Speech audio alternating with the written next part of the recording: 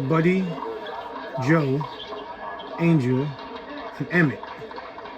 Those are the four that were basically unbeatable until Billy the Kid during this tournament came and showed out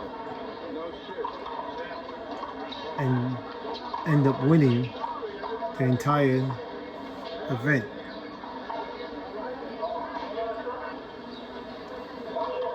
Buddy eventually came in second, losing to Billy, and Emmett came in third. And that put Joe Durso at 4. But at that time, the Mount Rushmore clearly was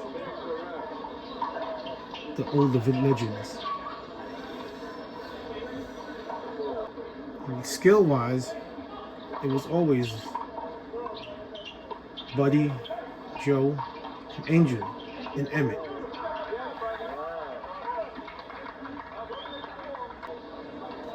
But without a doubt, Buddy, to me, was the man.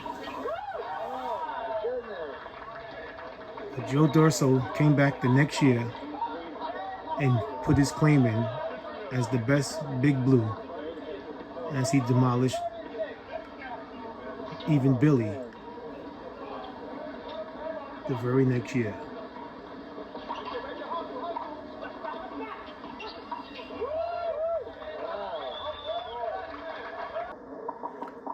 Further years later, the Peak Pyramid moved to Coney Island, and we have new stars emerging.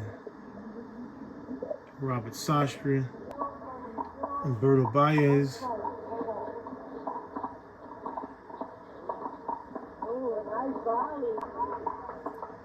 George Figueroa, who would have the grinding task of facing the great Buddy, who wasn't ready to pass the torch. And of course, John Ricky Wright, who those two would eventually become the first kings of the court. But that would bring us to one of the most amazing first-time players that the Peak Pyramid era see. That was Ray Lopez. Came to Coney Island, unknown to many, and faced Joe Durso.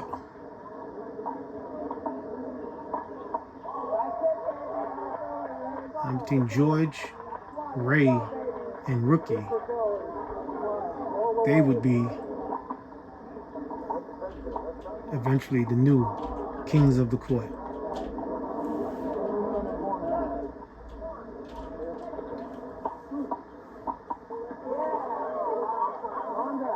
Within 4 years after this game, the torch definitely was passed, as the new kings of the court would supersede the Peak Pyramid players and champions.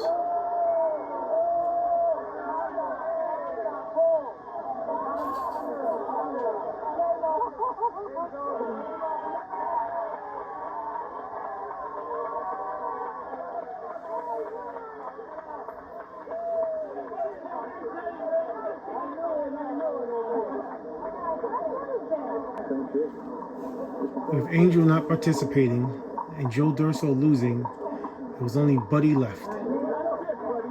And in the finals of the 1994 Peak Pyramid, there was a new face, Robert Sastre.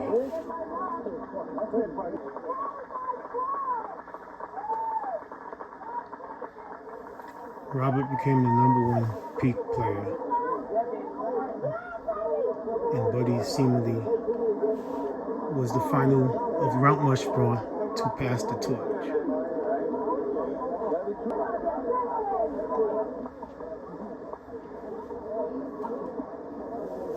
As done 4 years earlier against Billy, Buddy just didn't seem to have enough to overcome the new, younger, fresh champion. And history was made